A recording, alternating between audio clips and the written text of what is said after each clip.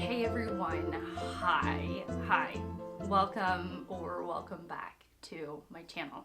If you are new here, then hi, I'm Shelly, and a special welcome to you. So I think this is what's going on. Every once in a while, it seems like it happens every once a quarter or once every 6 months or so. I mean, probably once a quarter, once every, I don't know. Yeah, once a quarter. Why am I struggling with this?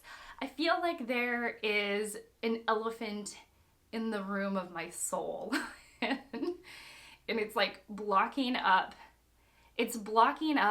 my relationship with you. Each individual that watches these videos, and it feels like I'm not necessarily hiding, but that it's hard for me to come on and pretend that nothing is changing or happening in my life, and to continue to talk about books but without any context. I tried to do this video once before and it was very sad Shelly vibes. Like I was just really sad and really down in the dumps, and I just was like, that is not the vibe I want to put out in the world. However, the content or the things that I were talking about and the content in that video are still applicable. I still feel like there's a block, even though I said it, I didn't release it to the world to truly let it go and move forward. So if you're like, Shelly, what are you talking about? I am talking about my life. This is going to be a chatty life update. I'm going to do that while putting on makeup. I don't think I'll really even talk much about books, but we're gonna do it in this version of what's cheering me up right now, and maybe some books will come into the picture. Okay, maybe I'll end it with books that are making me happy as of late, and we can add some bookish content in at the end, because this is a book channel, for all intents and purposes. So let's just go ahead and get into the meat of this video. I have a little bit of makeup on already, and I just wanted to finish out the look so I don't feel half made up. I want to feel like I can conquer today, because as I mentioned the video about Sad Shelly, a sad version of me has been really, oh gosh, it's just, she's come out. She has come out to play. She is trying to take over my life, and I'm battling my own self. And I would say that in the last couple of days, it's been way better than it has. I don't know. It was a full week of just being oh, how long am I gonna feel this way? I'm so sad. I'm not feeling good. But I guess first things first is, and I guess it's, it's exciting. It's exciting. I have a new job, and I guess it's mixed, okay? It's a mixed feeling, because when I was working as a school teacher for the school that I just finished the year with, I knew it was not a great fit for a lot of reasons, for a ton of different reasons, and I knew that I didn't want to stay at that position. So starting with, it was around the time I was recovering from being very, very sick. I made a video about my sickness and being extremely sick, and the few days that sort of followed that. Anyways, I'll leave the video linked in case you're interested in the journey of my emotional life. So around that time, I had come to grips with the fact that the job that I was doing wasn't exactly aligning with what I wanted to do, what I was aspiring to do, and it didn't really fit with my family. So I started looking for work, and I have applied for what feels like 100 jobs, the vast majority of which are in the library, for the library. I have my master's in library and information science. I graduated in May of 2020. So an amazing time to graduate, right? As we were going through economic transition in this country due to a global pandemic. It's been interesting. So that's when I graduated, and I wanted to do something with the library. I have all the utmost respect for those who work in the public school arena. However, I knew that for me, I didn't necessarily want to work for a public school library, particularly. That I'm more interested in academia or a private school library. And yeah, and I've worked for public, what am I saying? I've worked for the public library system. It is a really good system, but I didn't necessarily want to go back to the public library or public schools. Like I want a new adventure with my library job. So kind of strict parameters when you live in a relatively small county and a relatively small and rural area.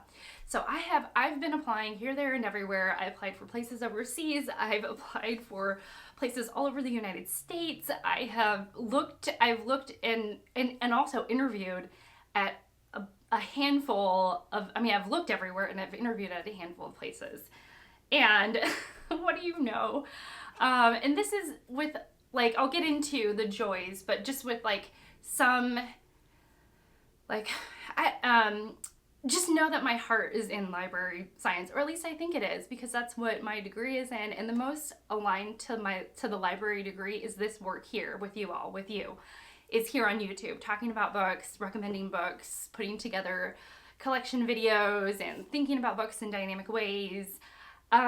This is like the closest that I've gotten to library work, besides actually working at the actual public library. But since I've graduated, this in a lot of ways is the closest I've been to library work.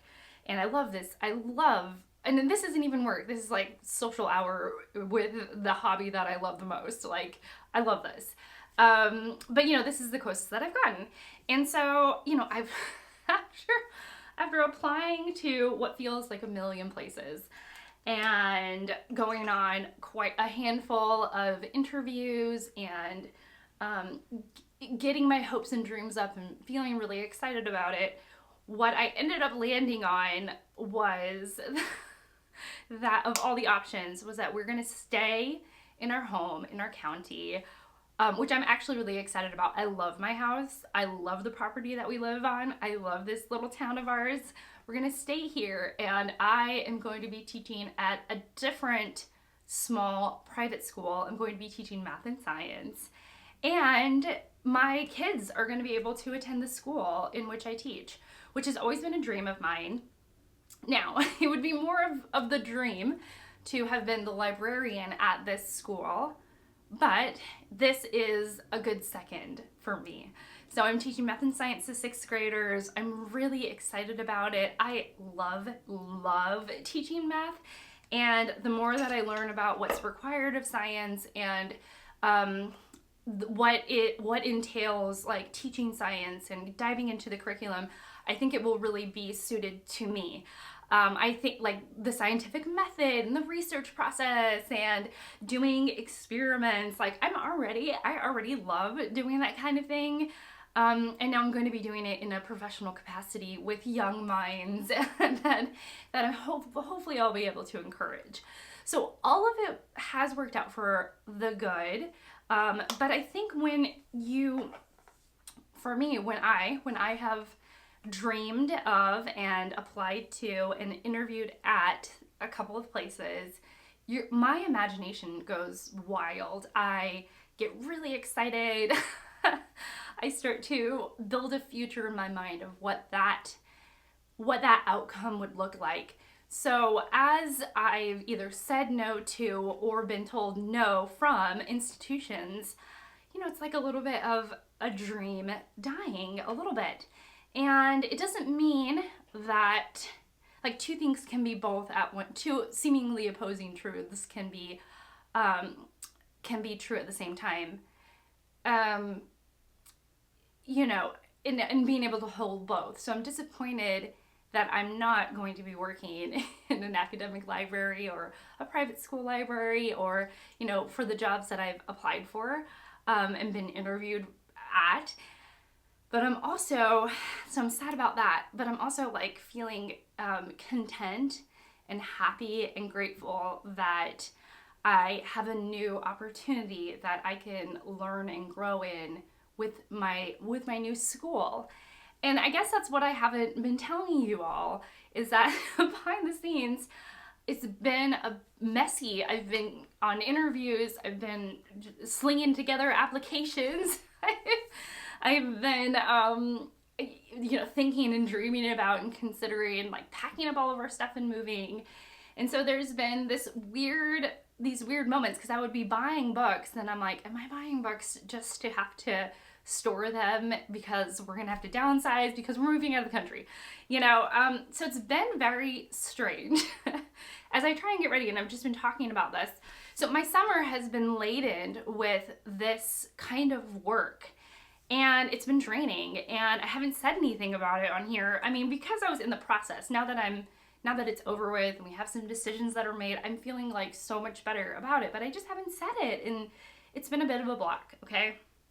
So I guess that is the life update that of the last several months that I really wanted to share with you all, and that has been burdening my heart.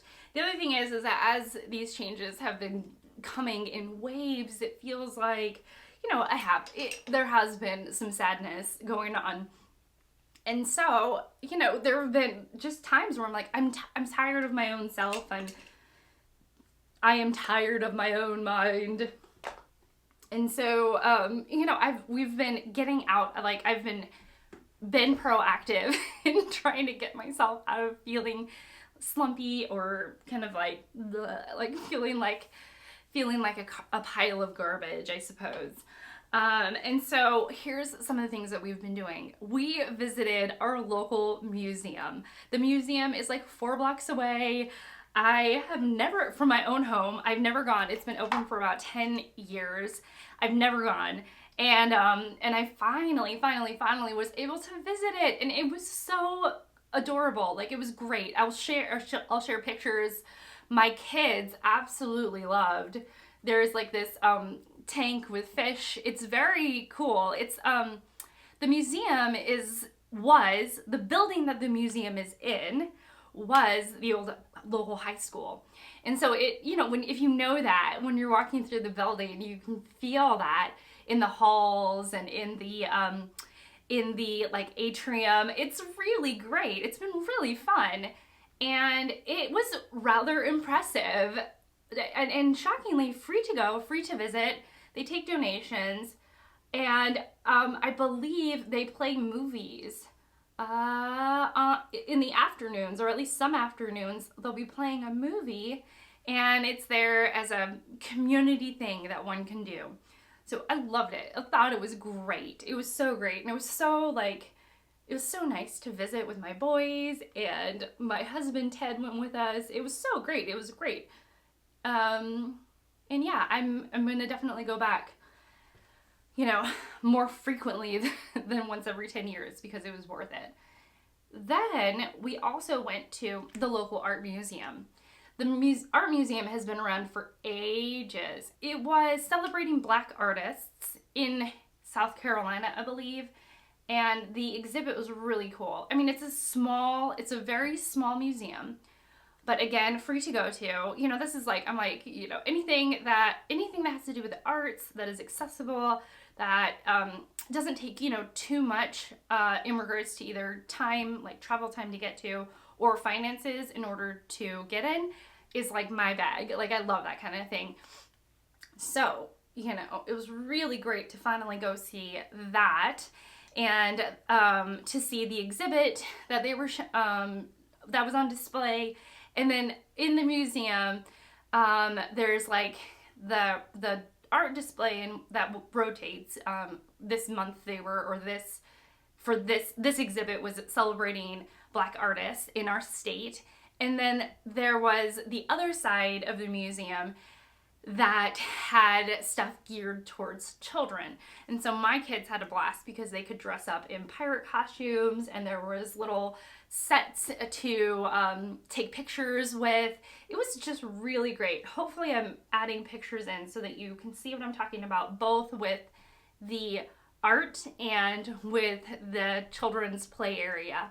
So that was really fun, and it's been really cool to rediscover my own, like, the art and the history of this area that I've lived here for a really long time. I've lived here for 13 years in the South, in the deep South, for 13 years, and I've yet to visit some of the most iconic artsy areas in town, and so it was so awesome to finally do that. What else have I been doing?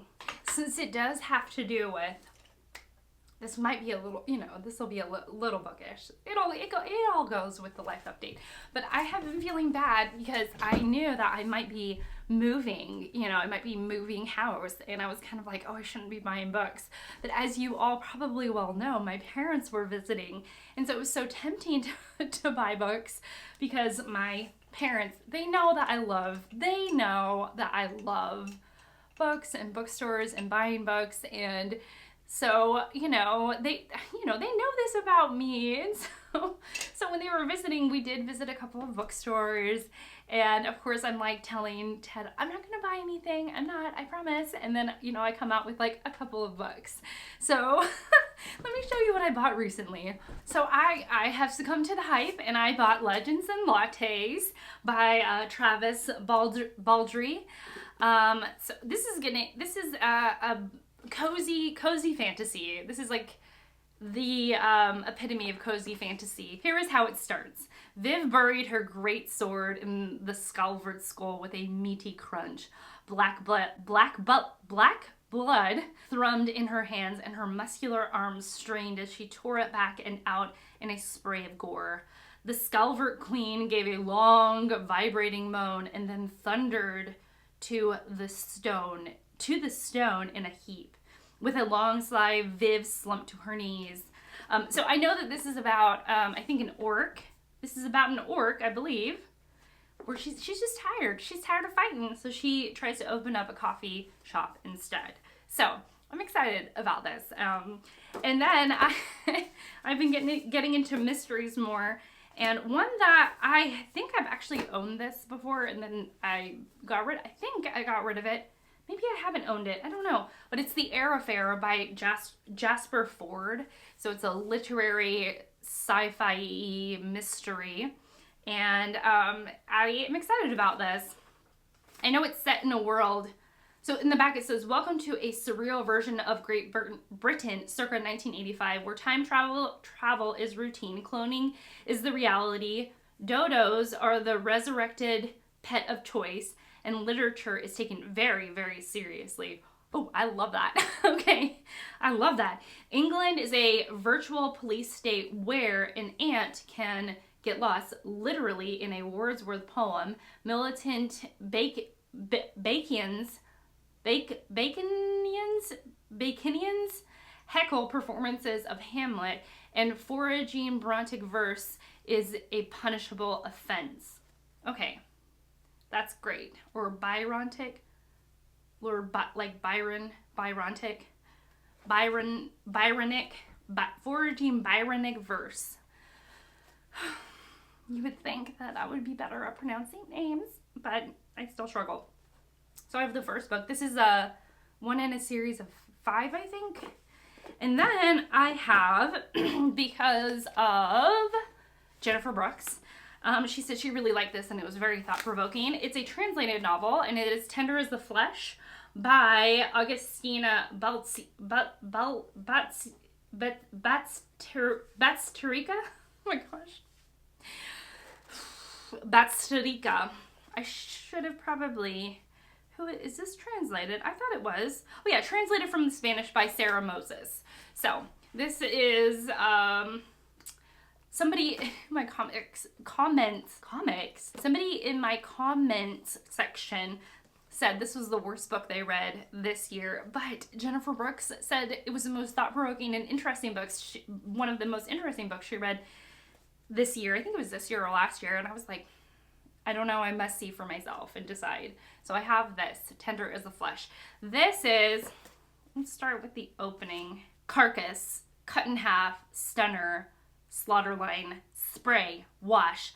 These words appear in his head and strike him, destroy him. They are not just words. They're the blood, the dense smell, the automation, the absence of thought. They burst in on the night, catch him off guard. When he wakes, his body is covered in a film of sweat because he knows that what awaits is another day of slaughtering humans. Oh, okay, all right. Interesting. Very good. Okay, so we go from post-apocalyptic to thoughtful essays on photography. And so we have Susan Sontag's on photography. I read her book regarding the pain of others last year. It was an incredible nonfiction read. So good. One of the most incredible books I've ever read. It was all about the history of war photography and her chiding her audience very gently and very kindly to use our intellect when we're viewing these images rather than just letting our emotions take a hold of us and invite us to look away. It was a multi-layered, fascinating essay from a brilliant mind, and I wanted more of Susan Sontag. So I saw this at the secondhand store, and I was like, you were mine. Even if I have to move thousands of miles away, you were mine. But we're not moving, so, just know that. Let's see how it starts. Humankind lingers unregrettably in Plato's cave. Ooh, are we talking about allegory of the cave? Okay, let's start. Humankind lingers unregeneratively, sorry, not unregrettably, unregeneratively in Plato's cave, still reveling its old age habit in mere images of truth. Okay. She's a smart one. Okay, let's actually read another sentence. But being educated by photographs is not like being educated by older, more artisanal images. For one thing, there are a great many more images around claiming our attention. Oh, yeah, she's gonna end up talking about the history of photography at least a little bit, which I'm excited about. If y'all don't know, my husband is a wonderful photographer. Mostly does it as a hobby, but takes his hobby incredibly seriously. And I would say that he is a photographer in the deepest depths of his heart is a photographer. And so I have a history of taking photographs and myself, and actually a lot of them are self-portraits. And so anyways, photography just hits a special place in our hearts, and so this was it.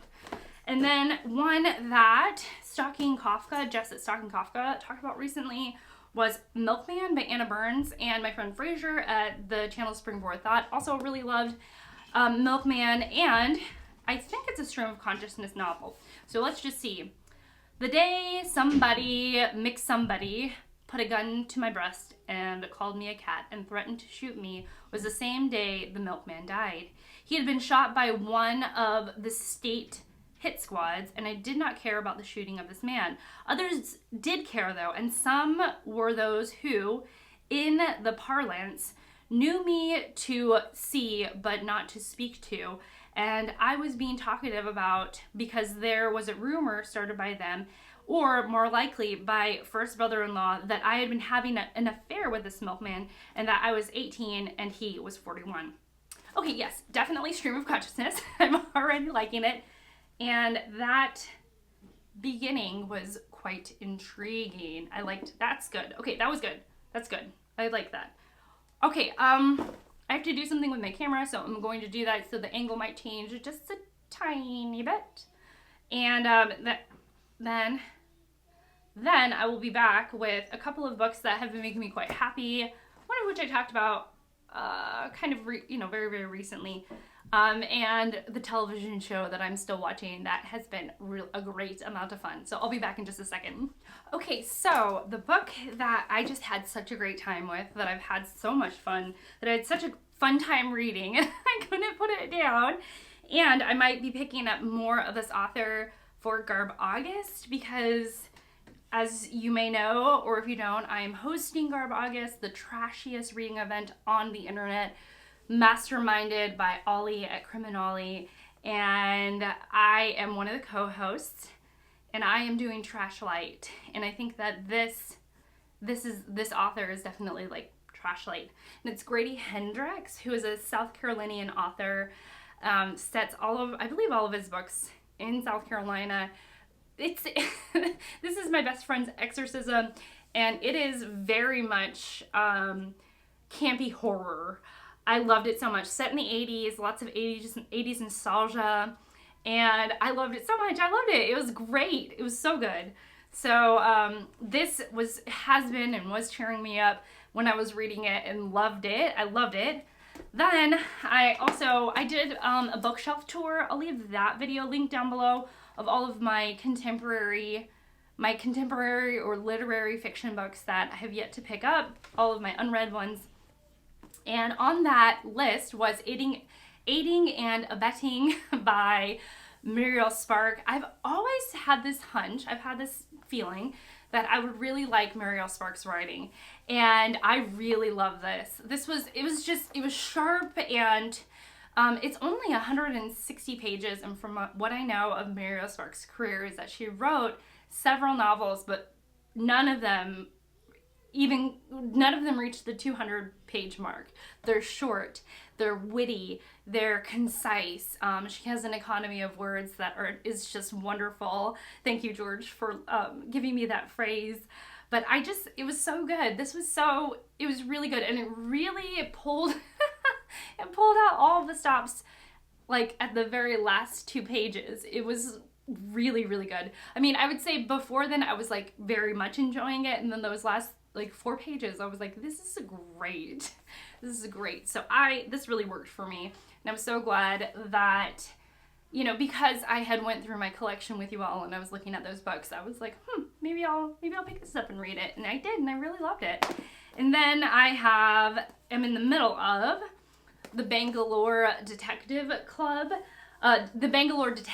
Club, and this is by Harini Nagendra. Gosh, me and the names. But it's okay. So this is a murder mystery. This is her debut novel set in 1920s India, and it's been really fun. I'm reading this with Mark at Book Time with Elvis, and there are some critiques, but I'll definitely get into that when I wrap this up. But for the most part, I really love the way she writes women. I love the female characters, and I like the relationship, particularly between the main female character and her husband. I think it's a very, very endearing relationship. So those are the books that are cheering me up right now, whether I've just finished them or I'm currently reading them. And then the television show that I am still watching, and I am kind of surprised, like I am doing the opposite of binging a television show, which, you know, in my 20s, I really enjoyed binging the show. Like the faster I could watch it, or like the more consumed I was of it, the faster I would consume the show. And now I am quite proud of myself that I'm not succumbing to that behavior, because, you know, I don't know, I like a balance, and I think I've struck one with myself in television. And so I'm still watching The West Wing. I'm in season 4. This is an Aaron Sorkin show, though he leaves the show, I think, at around season 3. I think one of y'all told me. I think Pam told me that. One of my sweet commenters, that he leaves at season 3. So you see a little bit of a change in the show. And of course, me, as I love deconstructing and picking apart television shows, I'm like trying to figure out what's different between the first 3 seasons and the season that we're in now. But ultimately, I love the characters. I love the witty banter. I guess the show is known for its the characters are walking and the camera's following them, and then the narrative is being told, and there's like a specific saying for what that is, but the show has really perfected that style of storytelling, and I really loved it. I'm really loving it, and it's just been really great. It's been one of those things where I watch an episode at the end of the night and then I fall asleep, basically. So yeah, but yeah, that's it. Thank you for letting me share my heart and talk about what's been going on with my life lately. I will, now that I'm at the end of this all, I'm going to try and leave some timestamps down below, although, you know, now you're at the very end, so you're like, why do we need to know about timestamps? But maybe this is a message to my future editing self to leave some timestamps down below in case some of you don't want to hear all of my chattering on about what's going on in my life.